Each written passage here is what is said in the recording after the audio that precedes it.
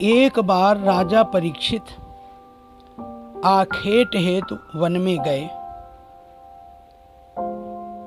वन्य पशुओं के पीछे दौड़ने के कारण वे प्यास से व्याकुल हो गए। ये तथा जलाशय की खोज में इधर उधर घूमते घूमते वे शमीक ऋषि के आश्रम में जा पहुंचे। वहां पर शमीक ऋषि नेत्र बंद किए हुए ध्यान में बैठे थे। राजा परीक्षित ने उनसे जल मांगा, किंतु ध्यान मग्न होने के कारण शमीक ऋषि ने कुछ भी उत्तर नहीं दिया। सिर पर स्वर्ण मुकुट पर निवास करते हुए कलयुग के प्रभाव से राजा परीक्षित को प्रतीत हुआ कि यह ऋषि ध्यानस्थ होने का ढोंग कर मेरा अपमान कर रहा है।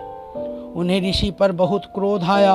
उन्होंने अपने अपमान का बदला लेने के उद्देश्य से पास ही पड़े हुए एक मृत सर्प को अपने धनुष की नोक से उठाकर ऋषि के गले में डाल दिया और अपने नगर वापस आ गए। शमीक ऋषि जब ध्यान साधना से जागृत हुए तो उन्होंने अपने गले में मृत सर्प को देखा।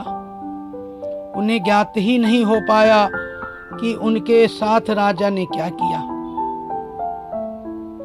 उस दौरान शमीक ऋषि के पुत्र श्रृंगी ऋषि आ पहुँचे और उन्होंने जाना कि उनके पिता का राजा ने अपमान किया है, तो वे बहुत क्रोधित हुए। उन्होंने सोचा, यदि यह राजा जीवित रहेगा तो इसी प्रकार ऋषियों का अपमान करता रहेगा। इस प्रकार विचार करके ऋषि कुमार ने तुरंत ही कमंडल से अपनी अंजुली में जल लेकर यह श्राप दिया। उस जल को अभिमंत्रित करके श्रृंगी ऋषि ने कहा कि जा, आज से 7वें दिन तुझे तक्षक सर्प डसेगा।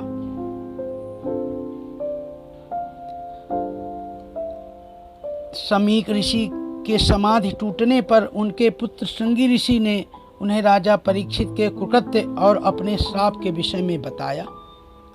श्राप के बारे में सुनकर शमीक ऋषि को बहुत दुख हुआ और उन्होंने कहा, अरे मूर्ख, तूने घोर पाप कर डाला।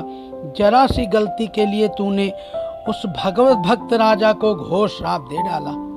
मेरे गले में मृत सर्प डालने के इस कृत्य को राजा ने जानबूझकर नहीं किया है। उस समय वह कलयुग के प्रभाव में था। उसके राज्य में प्रजा सुखी है और हम लोग निर्भीकता पूर्वक जप तप यज्ञ आदि करते रहते हैं। अब राजा के न रहने पर प्रजा में विद्रोह, वर्ण संकर आदि फैल जाएगी और अधर्म का साम्राज्य हो जाएगा।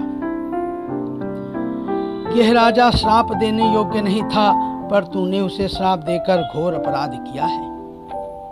ऋषि शमीक को अपने पुत्र के इस अपराध के कारण अत्यंत पश्चाताप होने लगा। जनमेजय को जब यह पता चला कि मेरे पिता की मृत्यु सर्पदंश से हुई, तो उन्होंने विश्व के सभी सर्पों को मारने के लिए नाग यज्ञ करवाए।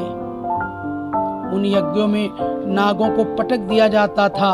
एक विशिष्ट मंत्र द्वारा नाग स्वयं यज्ञ के पास पहुंच जाते थे। देश भर में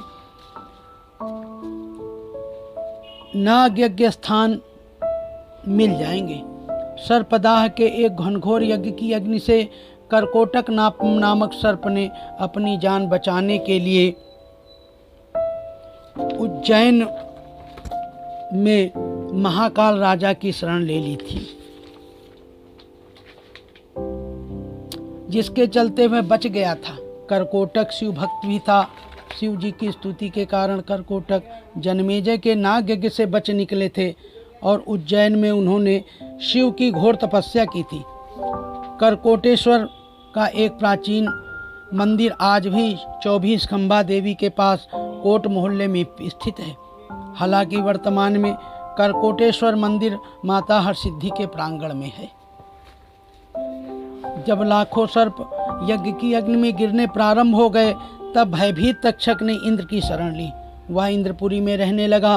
वासुकी की प्रेरणा से एक ब्राह्मण आस्तिक परीक्षित के यज्ञ स्थल पर पहुंचा और यजमान तथा ऋतुजों की स्तुति करने लगा। इधर जब ऋतुजों ने तक्षक का नाम लेकर आहुति डालनी प्रारंभ की, तब मजबूरी में इंद्र ने तक्षक को अपने उत्तरीय में छिपाकर वहां लाना पड़ा। वहां वे तक्षक को अकेला छोड़कर अपने महल में लौट गए। विद्वान ब्राह्मण बालक आस्तिक से प्रसन्न होकर जनमेजय ने उसे एक वरदान देने की इच्छा प्रकट की, तो उसने वरदान में यज्ञ की तुरंत समाप्ति का वर मांगा। बस इसी कारण तक्षक भी बच गया, क्योंकि उसके नाम के आवाहन के समय वह बस अग्नि में आहुति करने ही जा रहा था और यज्ञ समाप्ति की घोषणा कर दी गई।